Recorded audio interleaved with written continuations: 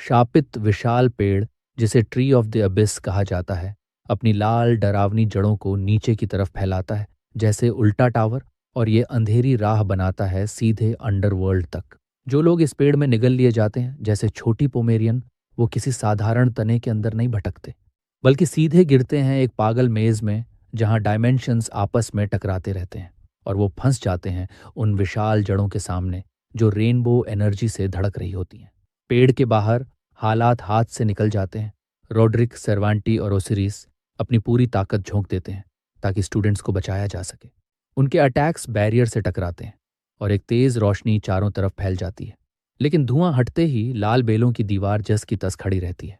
तीनों थककर टूट जाते हैं और मजबूरी में मान लेते हैं बाहर से कोई भी इस सील्ड दुनिया तक नहीं पहुंच सकता। उन जड़ों के सामने खड़ा ओसिरिस सच्चाई समझ जाता है, ये डायमेंशनल प्रिजन सिर्फ अंदर से ही टूट सकता है। पुरानी कहानियां कहती हैं इस पेड़ की जड़ें अंतहीन गहराई में उतरती हैं, एक काले खाली एबिस में। एक रहस्यमयी किताब के मुताबिक ये पेड़ हर निगले हुए इंसान को जबरदस्ती नीचे सबसे गहरी खाई में खींच ले जाता है।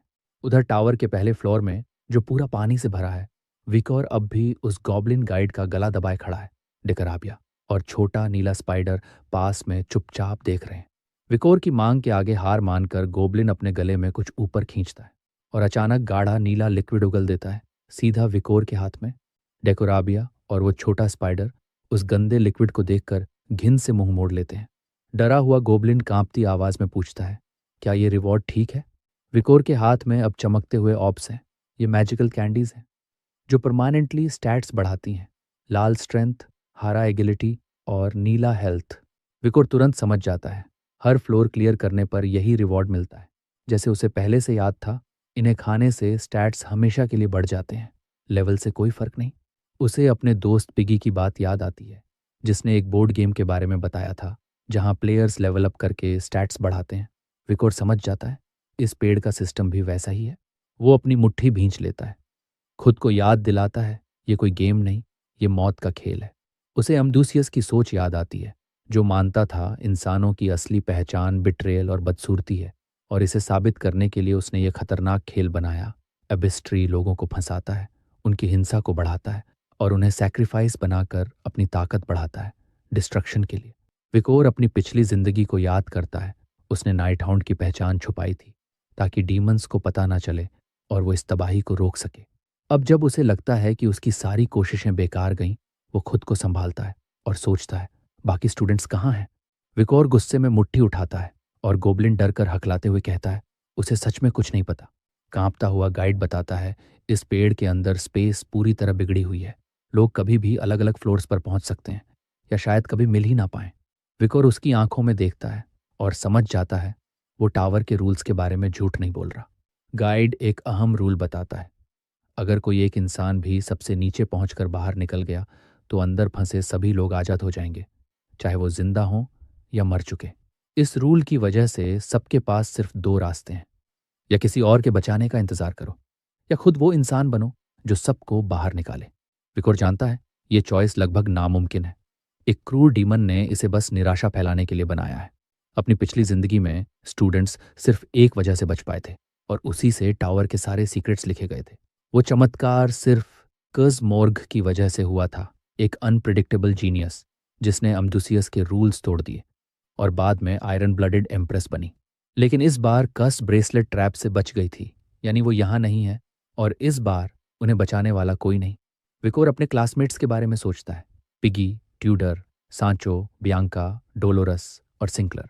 उसके अंदर गिल्ट उमड़ पड़ता है कि वो अपने असली दोस्तों को और भविष्य के हीरोज को बचा नहीं पाया। अचानक सिस्टम वार्निंग सामने चमक उठता है और अनाउंस करता है कि ये एरिया जल्द ही कोलैप्स होने वाला है।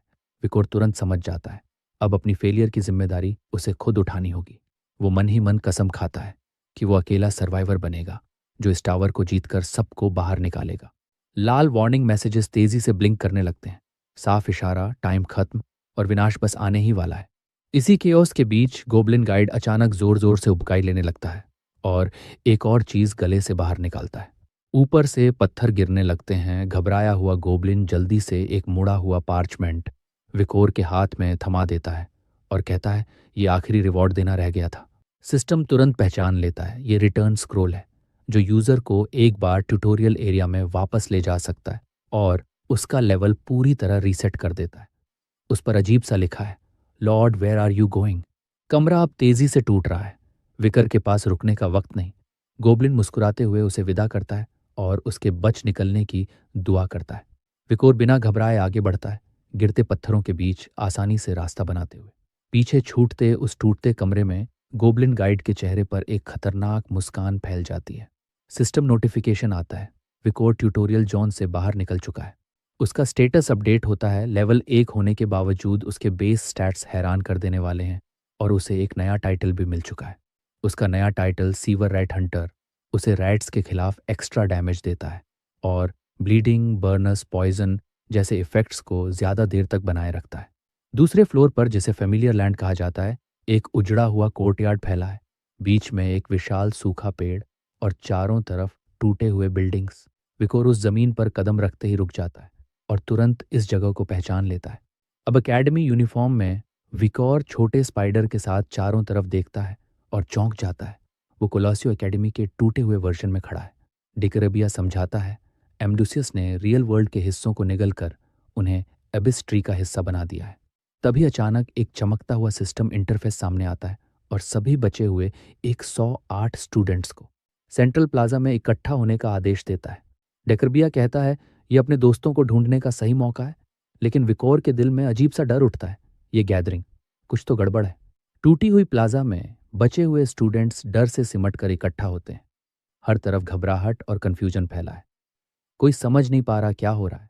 सब ट्यूटोरियल फ्लोर के उस डरावने अनुभव की बातें कर रहे हैं। डिकैरेबिया चारों तरफ नजर दौड़ाता है, लेकिन वाइकोर के रूममेट्स कहीं नहीं दिखते। वो सीधे बोल देता है, शायद वो अब जिंदा नहीं है। ये सुनते ही वाइकोर का गुस्सा भड़क उठता है। वो उसे तुरंत चुप रहने को कहता है। विकोर की नज़र पास में हो रहे हंगामे पर टिक जाती है, जहां एक एग्रेसिव स्टूडेंट किसी को धक्का देकर भगा रहा है।